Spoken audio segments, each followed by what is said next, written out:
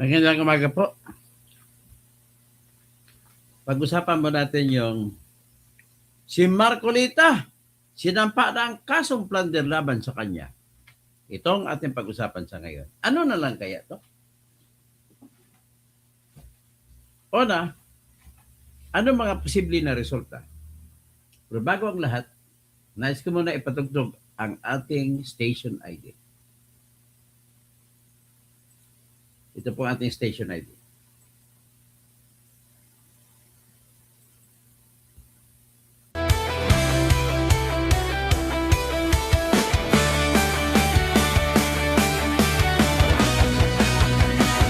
Sa Pilipinas, kilala ang tindi.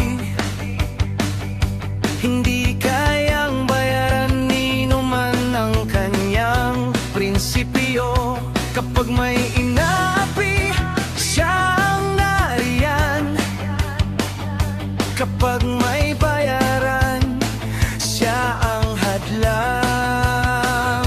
Hindi siya tiklop sa pananakot ng iilan. Hindi siya alila ng sino mang mayaman. Kung ang kapangyarihan nila ay inaabuso, hinahawi niya yan mano-mano. Kapag ang taong bayan ang nasasakal, siya ang unang sumusugot, tumatagal. Hindi pera ang sukatan ng halaga, kundi kung sino ang lumalaban para sa masa. Totoo kasing tirador, totoo kasing tirador, kakampi ng naaapi, kalaban ng sakim na mandarambong. Totoo kasing tirador, totoo kasing tirador, hindi kayang bilhin ang puso niyang matibay.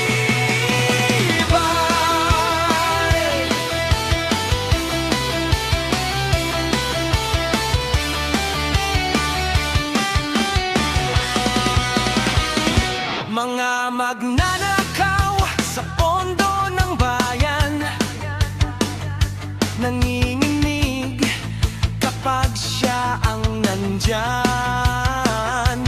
Bawat piso, bawat sentimo, kailangang sagutin sa mata ng tao.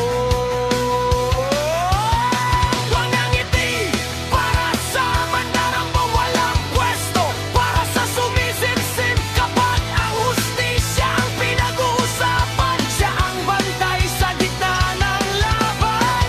Kung may nilulunod ang kasinungalingan, siya ang boses na hindi tatahimik. Sa bawat galaw ng mapagsamantala, may salubong na paninindigan niya. Totoo kasing tirador, totoo kasing tirador, kakampi ng naaapi, kalaban ng sakim na buwaya. Totoo kasing tirador, totoo kasing tirador, hindi kayang bilhin ang puso niyang matibay. Hindi lahat ng malakas ay tama, hindi lahat ng tahimik ay duwag. Kapag ang bayan ang pinagkakaitan, siya ang unang humaharap. Totoo kasing tirador, totoo kasing tirador, kakampi ng naaapi, kalaban ng sakit na buwaya. Totoo kasing tirador, totoo kasing tirador, sa taong bayan nagtatayo, hanggang dulo ang paninindigan.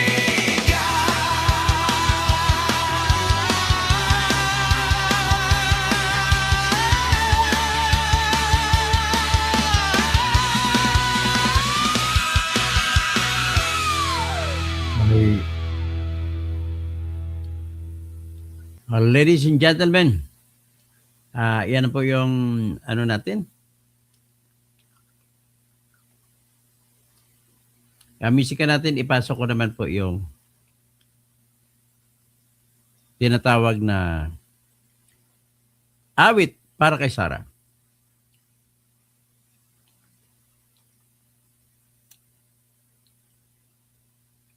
Sara, Sara, wala nang iba. Sara, Sara lang pag-asa. Sara, Sara, siya lang makapakulong. Mga kontraktor, Short na. ubusin niya. Si Bibi, Jabala, Sandro, Jabalia, ikulong niya. Maragandang umaga. Si Tamba, Zaldi, ikulong niya. Tapang at malasakit, ibalik para bayan ay manahimik.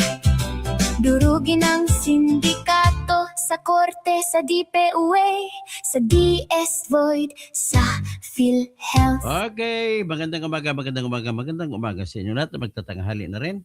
At ang ating pong pag-usapan ay walang iba kundi si Mark Coleta. Sinampa na po kaninang umaga. Ang kanila lang pala, hindi kaninang umaga, yung kaso ng ombudsman laban kay Mark Coleta na plunder. Kasama niya si sinampa ng kaso ay yung nagbigay ng pera na si Mike Defensor, si Joseph Espiritu, at saka si Aristotle Viray. Una, titingnan na basahin natin kung ano ang balita kung paano pagsampa. Basahin po natin yung Rappler. Kasi sa Rappler lang po ang nakita ko nagbalita. Yung ibang mainstream media ay hindi nagbigay ng balita. So ito po si Mark Coleta. Si Heiji Rimbulat, tuloy-tuloy na pala ang protesta. Ngayon dyan, kawawang Pilipinas, na puno na tayo ng mga walang hiya sa gobyerno. Grace Line, magandang umaga. Okay, pakilike lang po, pakishare habang tayo nagli-lecture. So ito po si Mark Coleta. Yun ang idol ng bayan. Hindi lang siya idol ng mga kabataan. Yan ang problema dyan. Hindi niya lahat saklaw. Saka hindi niya rin hawak ang bit. Hawak ni Remulla ang bit. Saka ni BBM. Alam mo kung ano ang ginagawa ni Remulla, yan din po ang gusto ni BBM iutos. Kaya nga, sa totoong kwento lang, abusado siya. Yung abuso na yan ay hindi pwede na walang katapusan. Ang lahat ng bagay ay walang forever. Sabi nga ng asin, lahat ng ilog sa dagat patungo. Buksan mo at mararating mo. Kay sarap mabuhay, lalo na't alam mo kung saan papunta. Yun. 'Di ba? Ganda ng musika ng asin. Ang asin na yan, sa nakakaasar lang, ang pumatay dyan, tito ko pa. Nasintensya ng tito ko si Attorney Gilberto Catalunya. Pinsan ng aking nanay na si Marianita Catolico Catalunya. Ay ngayon, ay nakamubo na si Uncle Bert Catalunya. Pareha po kaming abogado. Pinasyalan ko pa yan siya doon sa Muntinlupa habang nagipaglaban siya sa kaso niya. So, binabaan ng Court of Appeals ang kulong sa kanya kaya nakalabas siya kagad. Okay? Ito si Rodante Mark Coleta ay sinampa na po ng ombudsman kanina ang kaso na plunder laban kay Mark Coleta. At ang iba pang kinasuhan ay hindi lang siya kundi si former Representative Mike Defensor, si Mr. Joseph Varias Espiritu, si Aristotle Baluyot Viray. The plunder case against Mark Coleta was filed amid the Iglesia ni Cristo days-long demonstrations in Metro Manila. Kumbaga, hindi nauga sa rally ng iglesia si Crispin, si JC. Alam mo, si JC ay Jesus is Lord. Yun yung, si JC, yan yung Lord ni Joel Villanueva. Para maisalba. Di ba? Maisalba. So ngayon, pumunta siya sa kay JC, Jesus Christ. Ngayon, nakakaso siya sa flood control, pumunta rin siya kay JC. Pero ngayon ang pinunta niya, si Jesus Crispin. Hindi si Jesus Christ. Paputsang na to. The INC held the protest immediately after Ombudsman Jesus Crispin Remulla announced on June 29 that his office will file the non-bailable plunder against the INC senator. Marcolita's statement stemmed from an ombudsman complaint over questions on Marcolita's campaign donation. The senator declared a net worth of 51 million in 2025, but spent 112 million for a senatorial campaign. The senator who placed sixth during the 2025 senatorial elections declared no poll contribution. So, ibig sabihin, sa kanyang susi ay na sinubitin niya, hindi siya nagsabi kung sino nag-donate sa kanya ng pera. Pero but just the same, he said in his program that he did it purposely kasi request po yun ng tao na nagbigay sa kanya ng pera para gamitin niya. So, the COMELEC acquitted Marcolita. Wala siyang kasalanan. So, ibig sabihin, ang tanong na kasunod, pinasukan ng ombudsman kasi gusto ng ombudsman matanggal si Marcolita sa Senado. At kung matanggal siya, bababa na ngayon ang bilang nakakailanganin. According to them, isip nila, pero hindi masusunod yan. Bababa na ngayon ang bilang ng dami ng senador na boboto para maging convict si Sara. So in other words, konektado kay Sara din ito. So, kinonfirma din ni Marcolita kasi honest na tao itong iglesia ni na senator na ito eh. Honest siya. Tinanggap niya 75 million. Pero sinabi niya ay nangyari ito ang pagtanggap noong panahon na hindi pa kampanya. At dinepensahan ni Marcolita na ang kanyang ginawa ay sa hindi pagsama sa amount na yun sa kanyang statement of contributions and expenditures kasi daw ay hiningi yan, hindi pa siya kandidato nung natanggap niya ang pera. At noong the time na yun ay congressman siya sa House of Representatives. Sa ombudsman naman, sinabi nila ito ay plunder dahil pinaparusahan daw ang opisyal ng bayan na tumanggap ng pera. Well, kung ako dyan tanongin mo, not all pagbibigay ng pera ay pinaparusahan. At pangalawa, klaro niyo saan ba binigay kay Marcolita? O binigay sa kampanya niya? Kung binigay sa kampanya niya, hindi mo pwede sabihin na binigay kay Marcolita. At kung hindi binigay kay Marcolita, hindi nakapagbigay ng gain kay Marcolita. So, the truth of the matter is, it was not a gift. It was a campaign fund for the purpose of campaigning. Yan po ang aking position. So the fact na sinampa na kanina ng Office of the Ombudsman, ano na ang kasunod na mangyari? Well, in-expect natin, ang kasunod, step-by-step process, ay yung Sandigan Bayan ay titignan na nila ngayon yung kaso ng Ombudsman kung may kaso ba talaga o wala. Alam mo, ladies and gentlemen, ito lang ang problema ko kung bakit yan nag-demonstrate yung mga iglesia ni Cristo at tinulungan pa ng ibang hindi iglesia ni Cristo.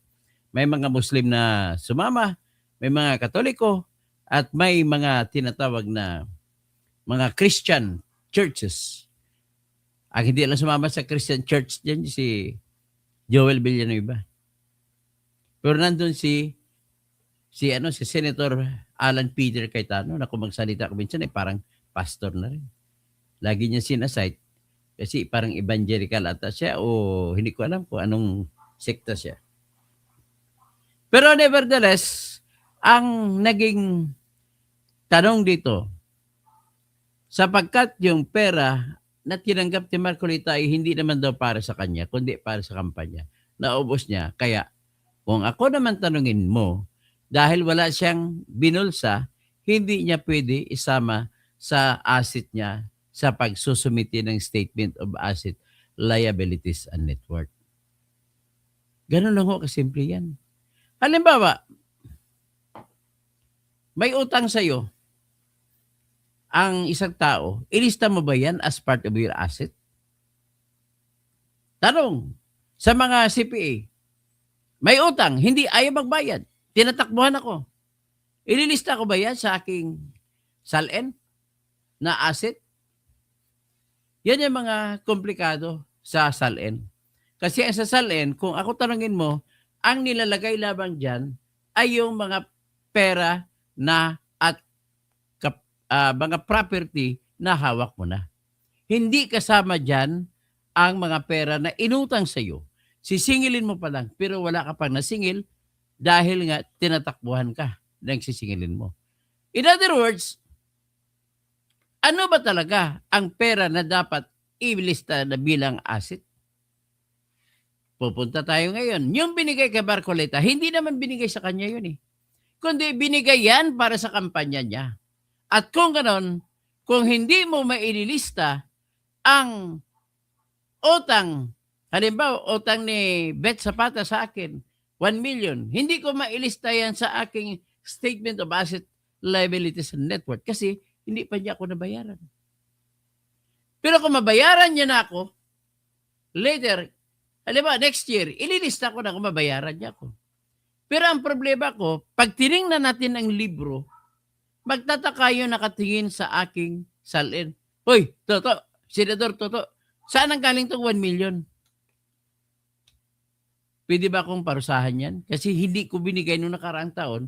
Ngayon, ilista ko na kasi nakatanggap na ako ng bayad. Paparusahan ba ako yan? Tanong sa mga abogado na galing-galingan ko, no? Sabi, halimbawa, hindi ko nilagay yun. Ngayon ko lang nilagay kasi ngayon na nakabayad. In other words, kaya ba akong parusahan dahil yung 1 million na nilista ko ngayon ay hindi ko nilista noong nakarang taon? Yan ang mga tanong na dapat ang komplikasyon yan ay titignan yung maigi. Hindi lahat ng asset ay asset. Hindi lahat ng pogi ay lalaki. At hindi lahat ng lalaki ay pugi. Di ba? Ganun lang ini-emphasize ko lang na hindi lahat ng asset ay asset. Yung asset, halimbawa, may sisingilin ako sa bangko.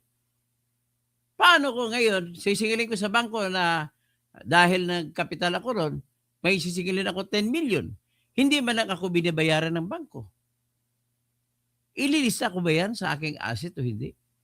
Kung titingnan mo, asset mo pero zero. Wala ka natatanggap. Ibig sabihin po, hanggat hindi mo pa natanggap ang isang pera na para sa iyo, ay hindi mo matatawag na sa iyo. Ngayon, balik tayo kay Marcoleta. Tinanggap niya ang 75 million, pero ibinigay niya sa staff na nagkakampanya. Wala sa kanya. Kung hindi niya hawak, hindi niya pwede ilista yon bilang kanyang asset. At besides, para sa kampanya yun, hindi yun para sa personal. So in other words, pag binigay ni Marcoleta doon sa staff ng kampanya niya, wala rin siyang obligasyon para sabihin na ilagay lang mo na 75 million, tapos kung binigay mo na sa staff mo, ay bawas mo 75 million. No, hindi ganon. In other words, I am talking here of a situation that you cannot punish Marcoleta for receiving that money for the purpose, not for gain. Hindi naman siya gain dyan. Kundi yung kampanya lang yun, panggastos. Unless you get gain from any money, that's only the time that you have that obligation to write it as part of your wealth. Next, titingnan natin titingnan natin sa punto de vista ng plunder law. Ibaba natin, ibagsak natin ang plunder law dito.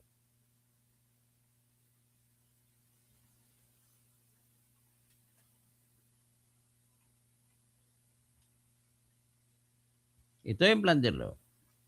Titingnan natin kung may kasalanan ba siya na pwede ba siyang kasuhan dahil nakatanggap siya ng pera. Ang batas, himay-himay natin ang batas.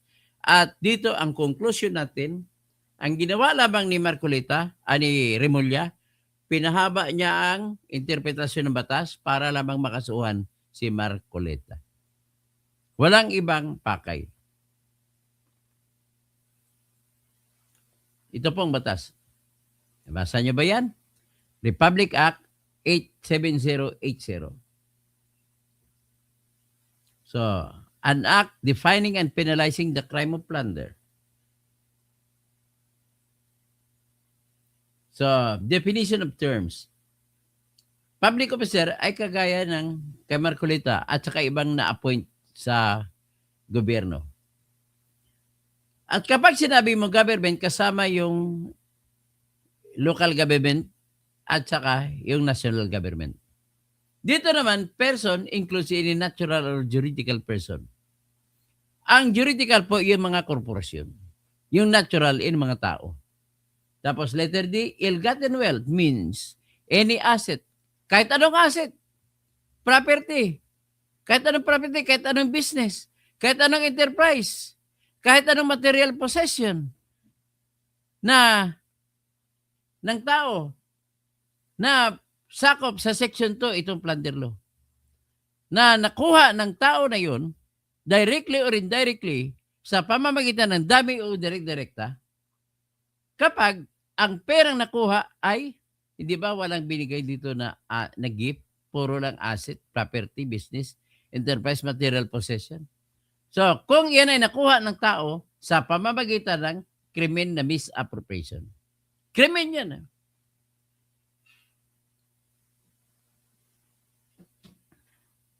Anong misappropriation? Ginamit niya sa hindi sadya na pakay. Yung budget, hawak mo budget. Ngayon, para sa tulay, ginamit mo para sa kalsada. So, bawal yun. At kukuha ka doon. Conversion. Ano naman ang conversion? Maintindihan mo ba yan? Ano? Kakasabi si Raquel, ano ba yung conversion? Ang conversion po ganito. Meron kang hawak na budget. At usually nangyayari ito sa mga military. Yung battalion commander ay pumunta sa bundok. Kasama niya mga tao niya, kasama niya mga 4 na company commanders at saka mga platoon commanders at mga lahat ng sundalo kasama nila. So mayroon silang budget sa gobyerno na bitbitin nila para pangkain nila kung isang linggo sila nakamisyon. Ang ginagawa naman ng kanilang boss sa battalion headquarters, halimbawa brigade, imbis na ibigay ang budget dun sa lieutenant colonel na battalion commander, ay andun ang colonel sa bundok. Anong ginagawa?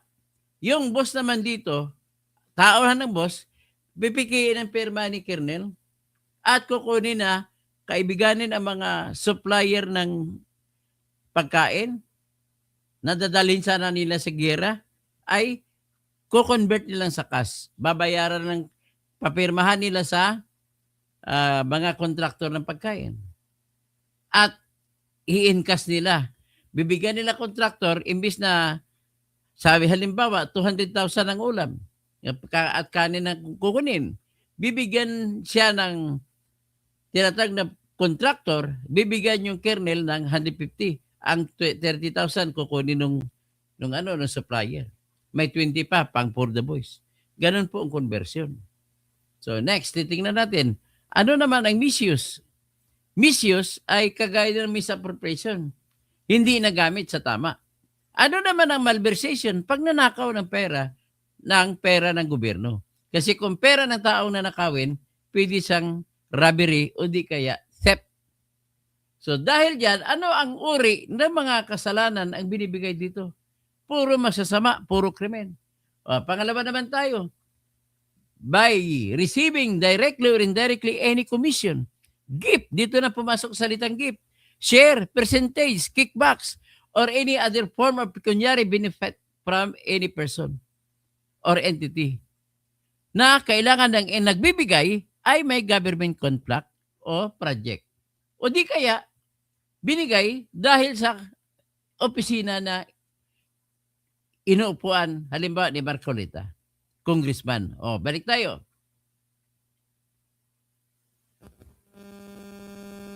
Tingnan mo.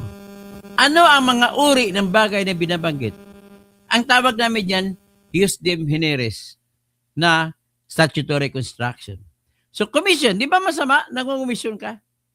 Tapos share, may share ka, commission din yan. May percentage ka, porsyento, share din yan. Or commission din yan. May kickbacks ka, kumita, binigyan ka ng share mo ng party mo. Or any other form ng pagbibigay. Ang gift ba nakasama dyan? pwedeng sumama ang gift, ibig sabihin yan, pero yung gift na klase na may kapalit. Yan po yan ang ibig sabihin. Hindi po lahat ng gift ay makukulong ka. Okay, titingnan natin sa plunder law. Ito na po plunder law. Section 2, definition of plunder, penalties. Ito rin ang binabasehan nila ni Remulla. Pero kaya lang, bakit iniba nila ang pag-interpret? Ayan, any public officer, kagaya ko kay Marcolita, na nakaamas o nakatanggap, nagkamal ng maraming salapi. At ang salapi ay ill-gotten. O ill-gotten. Tanong, dito na itatanong. Paano magiging ill-gotten o masama yung pera na natanggap ni Marcolita? Galing kay Mike Defensor, galing kay Aristotle Viray, at saka kay Joseph Espiritu. Isang paraan para magiging ill-gotten o masamang pera ang tinanggap ni Marcolita ay kung ang nagbibigay ay sa kanya ay kriminal din at maraming illegal at nanggaling din sa kanilang illegal na negosyo. Ang tanong, illegal ba pinanggalingan ng pera ni Mike Defensor, ni Viray at saka ni Espiritu? Ang tatlo po ay nagbayad pa ng tinatag ng buwis. Kasi sa Pilipinas, ikaw na magreregalo ng pera, ikaw pa magbabayad ng buwis sa pagbibigay ng pera. Nagbayad po sila, meron silang resibo galing sa BIR na nagbayad sila ng kanilang tinatawag na donor's tax. Sino ba nagbibigay ng buwis para sa mga regalo? E di yung nagbigay ng regalo, yan po magbabayad ng buwis. So ngayon, paano mo sasabihin sa masama ng galing ang pera kung nagbabayad ng buwis si Mike Defensor para sa 30 million na binigay? Nagbayad din ng buwis si Joseph Espiritu ng kanyang bigay. Nagbayad din ng buwis si Aristotle Viray ng kanyang binigay na pera. In other words, kung titingnan natin sa ganun, wala tayong makita na indikasyon na masama yung perang tinanggap ni Marcolita. So, una, dahil ang pinanggalingan ay malinis na tao, nagbayad pa ng buwis, so malinis din ang natanggap na pera. Next, titignan natin. Kung may pakay, magiging hindi malinis. Very pronounced po. Titignan natin ulit.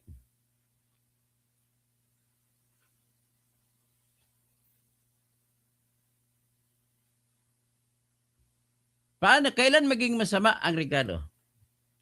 Ito nakalagay. Kailangan in connection with any government contract or project. So sa kaso ni Marcolita, may pinag-usapan bang project o kontrata? Klaro po na walang project, walang kontrata. So kung diyan titingnan natin, wala pong masama sa pera. Hindi siya ill-gotten. Titingnan na natin sa punto na isa pa. O dahil lamang sa rason na congressman siya kaya siya binigyan. Ngayon, sino makapagsabi kung ang rason na yan ay siya bang rason kung bakit binigay ang pera? Ang makapagsabi niyan po, yung nagbigay mismo. Sino ba yung nagbigay? Si Mike Defensor, si Joseph Espiritu, at saka si Aristotle Viray. O ngayon, kung yan ang nagbigay, sila na nakakaalam ng pakay, o bakit sinama sila ni Remulla sa kasong plunder? 4 na sila. Hindi ka sila nagreklamo na binagbigay na walan sila ng pera? Anong plunder doon? Ngayon, kung hindi mapatunayan ng ombudsman na may kontrata at project, kakahiya-hiya ang ombudsman. Ibig sabihin, inabuso ni ombudsman ang kanyang kapangyarihan. Ngayon, titignan naman natin ang rason na congressman si Marcolita. Sa nature of things, naturalmente, Bakit ang isang tao nagbibigay sa isang tao ng malaking pera? Pag-usapan natin ang 30 million, ang 25 million, at saka 20 million. Bakit? Tanungin ko nga si Argo, bakit ka namimigay ng pera? Una, dahil mahal mo siya. Kapatid mo siya, mahal mo kapatid mo. Nanay mo, mahal mo nanay mo. Pinsan mo, mahal mo pinsan mo. Pero ito, hindi po sila magkakamag-anak. Alamin natin kung bakit nagbigay sila.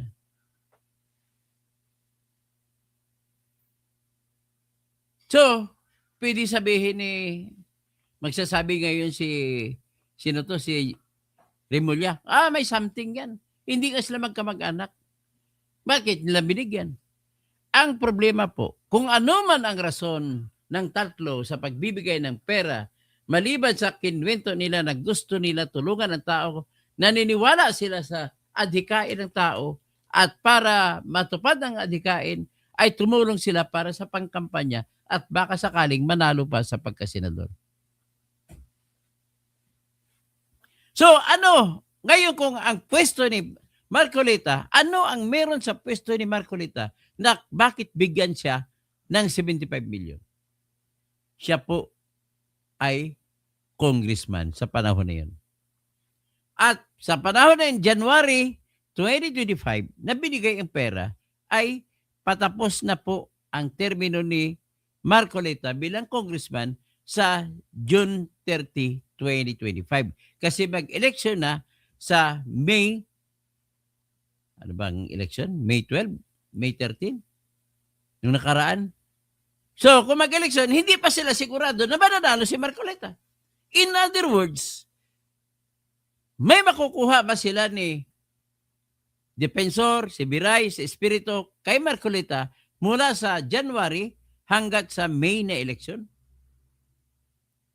January, February, March, April, May. 5 buwan. Hindi na po member si Marcolita ng kahit anong committee. Hindi rin po siya chairman ng kahit anong committee. Tinanggalan siya. Hindi rin po siya deputy chairman ng kahit anong committee. So in other words, ano ang rason? Walang rason. Kung walang rason, walang ill-gotten na money. At kung hindi ill-gotten na money, hindi mo siya mapwede tawaging magkaroon ng plunder. Kasi magkaroon ng plunder kung ang isang elemento dyan ay dapat mapatunayan mo na galing sa masama ang pera. O ngayon, nung binigyan nila, hindi man alam ni ni Mike Defensor, Espiritu, at ni Viray kung mananalo siya sa pagka-senador. In other words, hindi mo pwede sabihin na binigay yan sapagkat magiging senador ka. No, hindi. Hindi pa nga siguro, number 33 pa si Marcolita sa survey nung time na binigyan siya ng pera. At it ended up, nung nanalo siya, number 5. Mataas ang boto niya. So ano ngayon ang kanya? Ladies and gentlemen, nais ko kayo pong lecturean sa tinatawag na mens rea. Ano po yung mens rea? Ang mens rea po ay isang kaisipan ng isang kriminal. Halimbawa, pumatay ang kriminal, pumatay si Romelio Colio, o yan. Troll eh. Halimbawa, pumatay ka. Pero bago ka pumatay, alam mo na masama ang pagpatay ng tao. Ginawa mo pa rin. So may mens rea ka. Ano pa? Alam mo na yung pag-rape ay krimen. Ginawa mo pa rin. Ha? Romelio Colio? Yan po ang mens rea. In other words, alam mo na krimen o di kaya masama, ginawa mo pa rin, kaya ibig sabihin may malis ka. That is an element of mens rea. So, minsan, kailan kailan naging importante ang mens rea doctrine? Halimbawa, nakapatay ka, pero nagmamaniho ka. Nasagasaan mo, hindi mo sinasadya. Nang ibig sabihin po niyan, wala kang mens rea, nakapatay ka, wala kang sadya na patayin ang tao. Dalawa yan. So ngayon, pag-usapan natin, direkta na tayo sa pera na tinanggap ni Marcoleta. Nung tinanggap ni Marcoleta, ano ba ang pwedeng krimen na maisip niya na maaring gagawin niya sa pagtanggap ng pera? Wala! Kasi perpekto naman, hindi naman bawal ang pagbibigay ng pera. So, kung hindi bawal, tatanggapin ko yan. Lahat ng tao may karapatan mamigay ng pera. Basta marami ka lang. Basta meron ka. Ngayon, lahat naman tao na binibigyan ng pera ay may karapatan din na tanggapin o hindi tanggapin. So ngayon, ang tinanggap ni Marcoleta, ano ba ang krimen na nasa isip niya, pwede niya makikita na pag makagawa siya ng krimen kung tatanggapin niya? May motibo ba?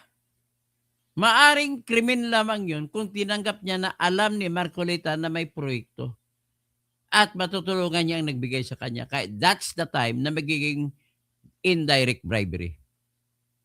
Ano pa? Kung alam ni Marcoleta na ang pagbigay ng pera ay money laundering para ipalabasin na binigay sa kanya, ay that's the time na may mens rea. Wala nga ebidensya na galing sa masama yung pera. Kung alam din ni Marcoleta na bawal sa eleksyon, anyat tinanggap niya, pwede ngayon mag-ilgatin. Kailang hindi naman bawal. In fact, nagdesisyon pag kumilik na wala siyang kasalanan. Nangyari kasi ang pagbibigay noong January 8, 9, and 11, 2025. At wala pang campaign period. In other words, sa batas ng Omnibus Election Code, wala siyang kasalanan. Hindi siya pwedeng ikulong. So kung wala siyang krimen, hindi mo pwede sabihin na ilgatin ang pagkuha niya ng pera.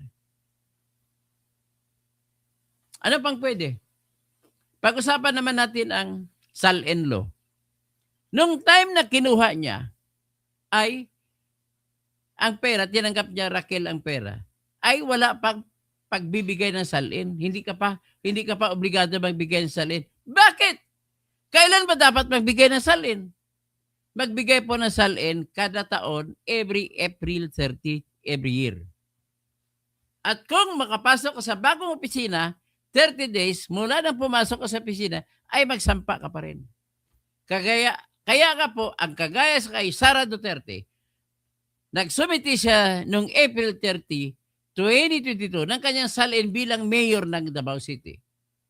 Nang nanalo siya pagka vice presidente, umupo siya mula January 1 at July 1. So July 30, dapat nagsampa naman siya ng panibagong salin 2022 rin. Pero this time, pagka vice presidente.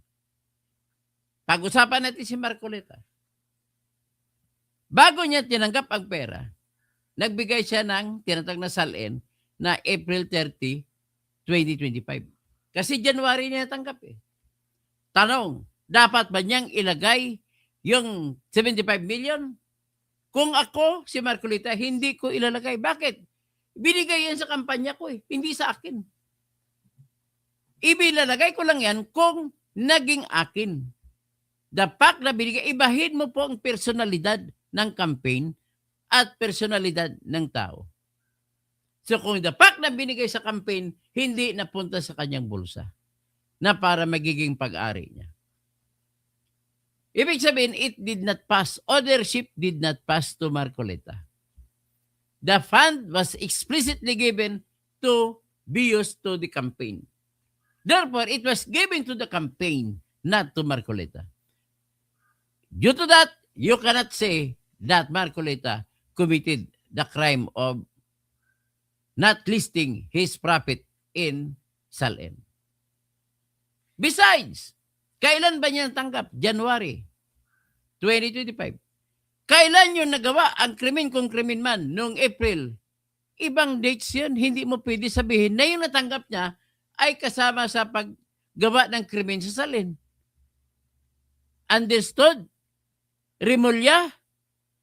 Ikaw ba, Raquel, naintindihan mo? May krimen po, may parusa kung hindi mo mailagay ang property mo sa salin. Hindi mo ilista. Ngayon, si Marcolita, pero ang paglalagay mo nun, April 30. Ito naman si Marcolita, yung January 2025, ay natanggap niya, pero hindi niya nilagay kasi natanggap niya, pinagasta niya kagad sa kampanya. Kaya, ginawa niya, ay hindi niya na nilista sa April 30 na salin niya.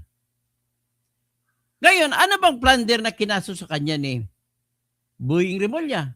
Ang plunder po na kinaso niya sa kanya ay patungkol po sa pagtanggap ng pera. Hindi po patungkol sa hindi paglista sa salin. Gets nyo na? Ayan, bahala na kayo dyan. In other words, I am discussing this para po kayo makakaintindi kung ano ang issue na naglaban-laban dito.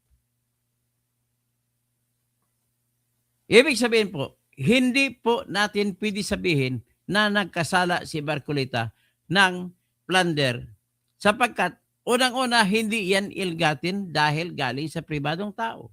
Pangalawa, walang katibayan para sabihin mo na naging masama ang pera o galing sa masama. Ulitin natin, basahin natin ulit ang plunder law para maintindihan ninyo lahat.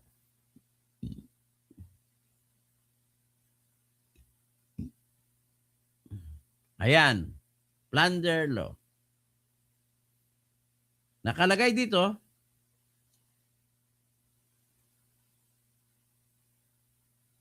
yan, any public officer, kagaya ni Marcolita, na nagkamal ng salapi, amas, kakamilits, at ang salapi ay dapat ilgatin. Ibig sabihin po, pag hindi ilgatin, walang plunder. Ganun lang po, yan kasimple ang argumento. So with that, tapos na po ako sa discussion, magtatawag na lang ako ng mga comment.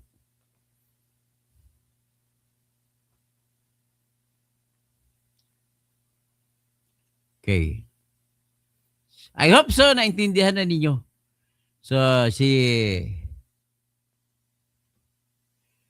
Grace Line, si Bernard Magtibay na taga San Joaquin, Iloilo, si Helen Baguio, nakakaiyak ang mga pangyayari sa Pinas. Yan po nangyari. Ikukulong po si Marcolita. Hindi siya magtatago. Sinabi niya na magpapahuli siya. Tapos si Ching Philip pala, hindi Philip. Darating ang araw, backfire lahat na ito kay Rimulya.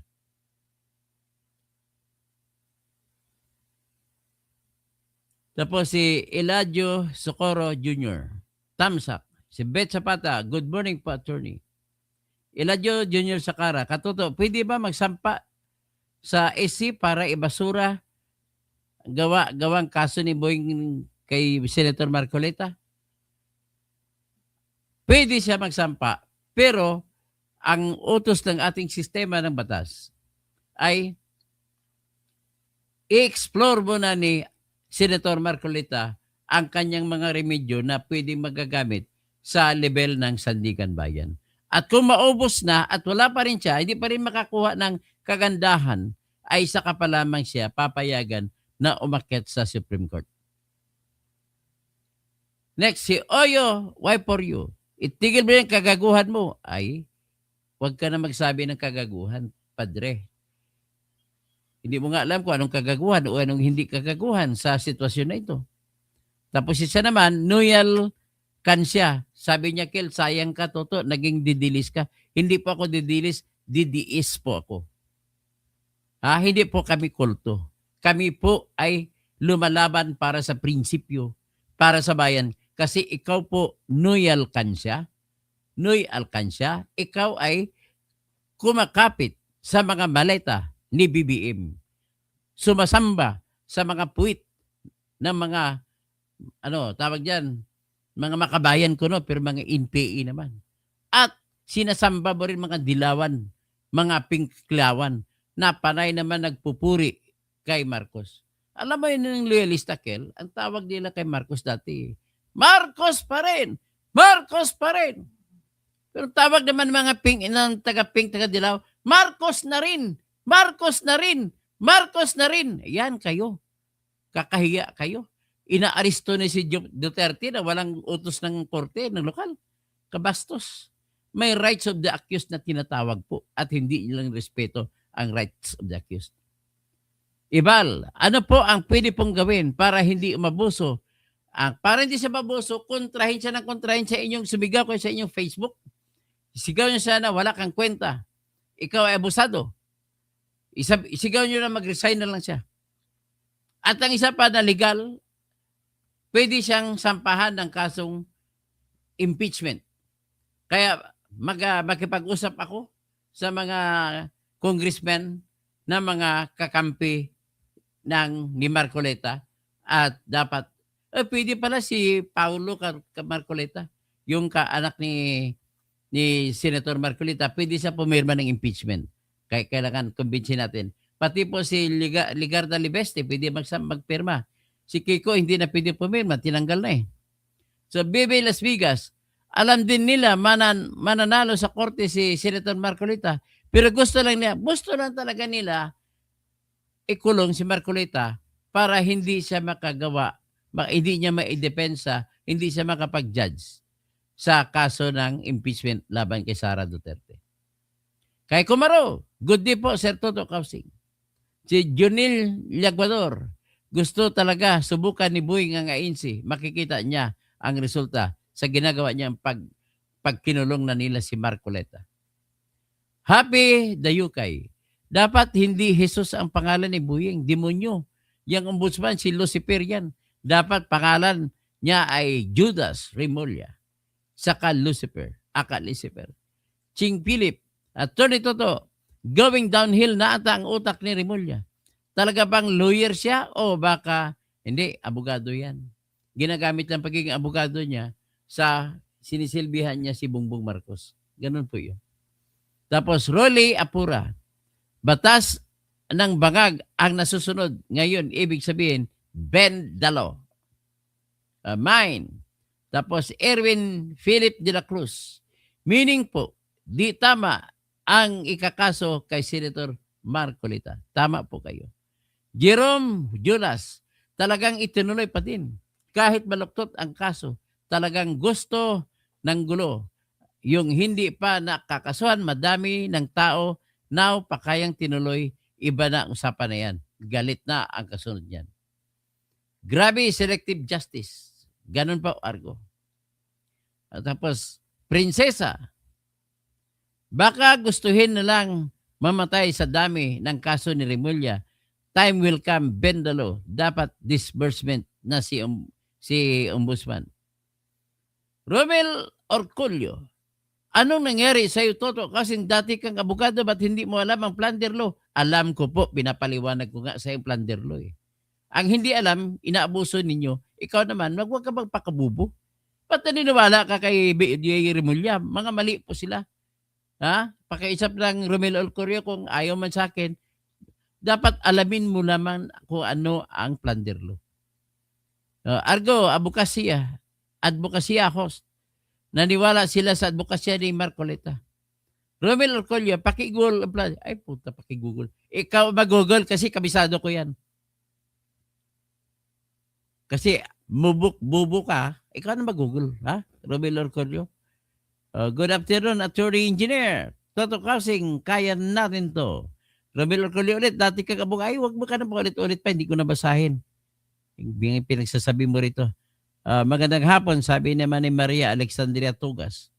Andre Casinillo, breaking news, Pitbull arrested. Sino ba yung Pitbull? Romel Orculio, November, hawak na ni PBBM ang Supreme Court. Hawak ka ni PBBM. Nagpapahawak naman Supreme Court. So, Andre Casinillo, breaking news, Pitbull arrested. Kalbo, pwede bang tumanggap ng isang seated congressman? Ano seated congressman? 75 billion. Bakit? Inaresto na ba si Kwan? Si Remulla? O si Kwan? Si Marcoleta?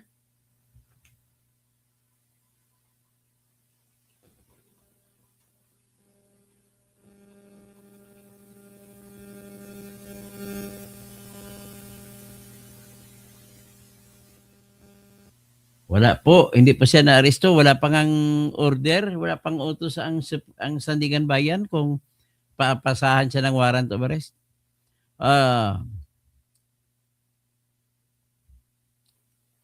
Galit ka lang kay Duterte, Romel Orcolio. Huwag ka po ganun. Galit ka sa tao. Dapat galit ka sa mga naglalabag ng batas. Makin Italiano, ano bang problema mo, Kalbo? Ay, isa pa ito. Ba't puro kayo galit? Kalbo, lawyer ka ba? Opo, lawyer ako, na-dispar lang. Ben Reclamador.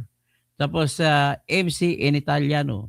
Nagmamarunong ka pa naman. Ay, marunong po ako, matalino po ako.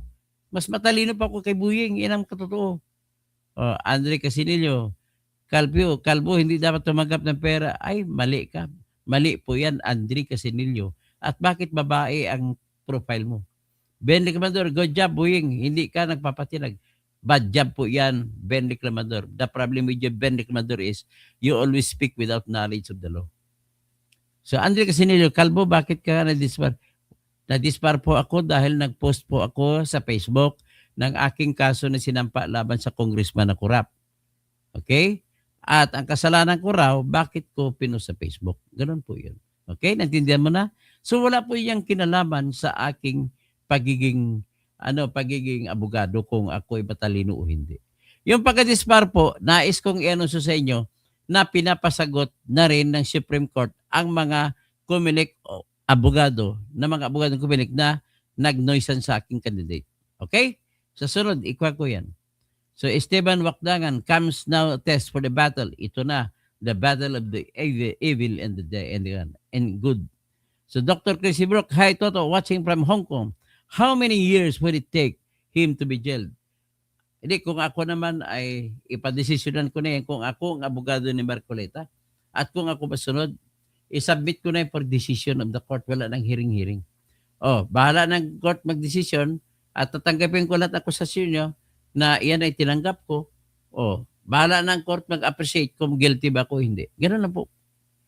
So, Norberto, iyan ang punto mo na paano ka pa mag-explore kung nasa kulungan ka? Precisely that is my dilemma when I am thinking of proposing to the Supreme Court na bago isampa ang mga kasong non-bailable, ay i-require muna ng Supreme Court ang fiscal na magpatunay na mayroon siyang strong evidence. Okay? Dr. Toto, politika lang po ang lahat ng ito. Ayaw nilang may Duterte na maupo ulit. Tama po kayo, Norberto Nicolas Jr. Tirang bahala. Host, pakipaliwanag nga yung donation. Paano naging plunder? Pinaliwanag ko na po kanina na hindi pwede maging plunder basta kay ang pagbibigay ng pera po ay walang kaakibat na motibo na magkaroon ng proyekto. Motibo na magkaroon ng kontrata. Adi kaya galing po sa masama ang pera. Galing sa Pogo, halimbawa. Ganun po yun. Ang importante dyan ay hindi mapatinag. Ay, gusto ko matanggal si Boying Ramilla, Ben Reclamador. He is abusing the law. Ganun lang po. Ivan Serbo, maayong hapon sa inyo, tiradura sanda. Ngayon, si Romel Orcolio, pikon ka, Toto. Hindi pa ako pikon. Nagsasabi lang ako ng totoo na ikaw ay walang alam. Wala na pong batas sa Pilipinas, sabi ni AFP, para sa konstitusyon. Si Tomas Esplana, gandang tanghali sa iyo, Tony Toto. Andre Casinillo, puro kamangmangan, mga analysis. Ay, hindi po kamangmangan yan. Doctor of Jurisprudence pa ako. Bago mo ako masabi na mangmang, magpakita ka muna ng katibayan na mas maarami kang nalalaman sa akin. Sino pang iba? Thomas Esplana, nabasa ko na. Red Guy, Whiter, Phoebe. Kita na pala. Ano pang depensa na gusto nyo? Antay na lang natin ang desisyon ng Sandigan Bayan. Andyan yan. Pero naniniwala po ako na himay-mayin ng tudo ng Sandigan Bayan ang kasong sinampa ni Boying Remulla. at naniniwala po ako na ibabasura ng Sandigan Bayan. So Raimundo Imprugo, watching from Canberra, Australia. Diin ang direksyon sang sige nila rally and direksyon na is to demand justice.